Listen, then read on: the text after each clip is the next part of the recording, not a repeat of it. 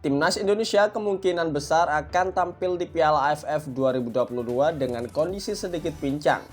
Meskipun Piala AFF banyak menilai bukan level bermain kita jika melihat performa Garuda Nusantara asuhan Sintayong.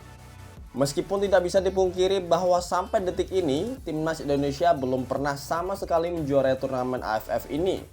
Namun situasi skuad Garuda yang pincang ini justru bisa menjadi dua sisi mata tajam pisau untuk skuad Garuda. Bagaimana bisa? Berikut opini bola tim untuk Anda.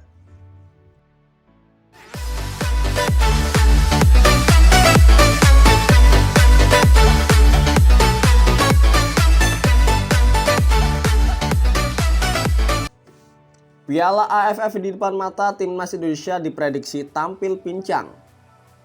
Piala AFF edisi tahun 2022 akan dimulai pada 20 Desember atau sekitar 1 bulan 2 pekan lagi. Hal yang perlu kita cermati adalah tentang kompetisi sepak bola Indonesia terhenti selama 1 bulan lebih 1 pekan. Belum diketahui kapan Liga akan berlanjut. Tanpa bertanding dalam kompetisi, diyakini pemain Timnas Indonesia akan datang ke kejuaraan ASEAN Dwi tahunan itu dengan kondisi tidak prima. Kalaupun prima, sentuhan pemain dipercaya akan menurun tajam akibat lama tidak bertanding. Kondisi ini berbeda dengan pemain-pemain Vietnam dan Thailand sebagai dua calon kuat juara yang masih bertanding dalam kompetisi. Karenanya pula, asa untuk meraih gelar juara pertama kalinya kemungkinan akan pupus lagi. Namun demikian, kondisi ini bukan jaminan. Tidak ada yang bisa memastikan bahwa Vietnam dan Thailand, juga Malaysia, lebih berpeluang daripada Indonesia. Banyak faktor yang bisa menentukan sebuah prestasi. Jika kita menengok ke belakang, Timnas Indonesia beberapa kali harus tampil di Piala AFF dengan kondisi tidak ideal. Data mengatakan bahwa dalam 1 dekade terakhir, misalnya, pelatih tim Garuda tak bisa memanggil semua pemain sesuai kebutuhan. Mengapa dapat demikian? Usut punya usut, kondisi tersebut dapat terjadi karena ada kebijakan dari PSSI, operator liga, dan klub untuk membatasi jumlah pemain yang dipanggil. Pada saat yang sama ada keributan di federasi. Hanya pada edisi 2020-2021 saja kondisi skuad Timnas Indonesia terlihat begitu ideal. Sejarah kelam sepak bola Indonesia pada tahun 2012 yang saat itu sedang terjadi dualisme federasi dan kompetisi. Di tahun itu pemain yang dipanggil tidak menampilkan kekuatan sesungguhnya Timnas Indonesia. Kemudian pada tahun 2014, 2016, dan 2018 juga masih ada pembatasan pemanggilan pemain. Kabar baiknya, kini kedua kondisi tersebut tak akan menghalangi, tetapi situasinya tak jauh lebih baik. Sintayong dipastikan tak bisa memilih pemain berdasarkan analisis performa pemain saat tampil dalam kompetisi. Positifnya, Shin bisa mengumpulkan pemain lebih cepat.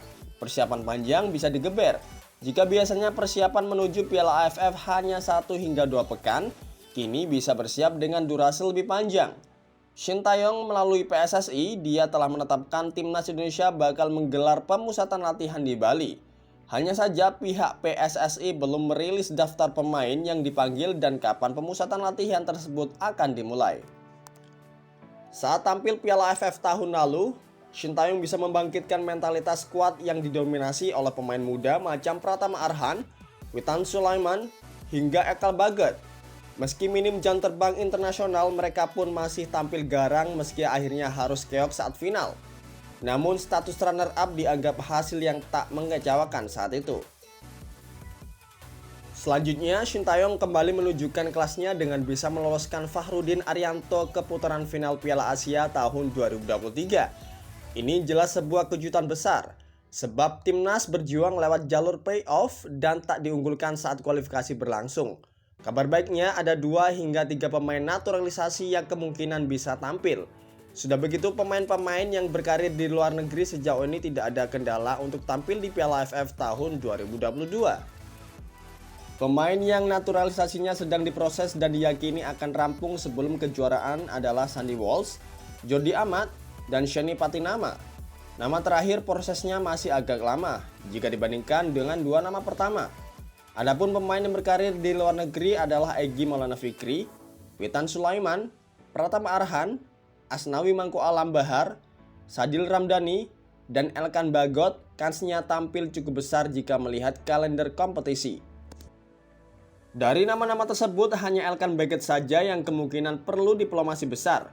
Pemain-pemain yang namanya disebutkan itu jika tidak ada kendala akan membela timnas Indonesia dengan kondisi terbaik.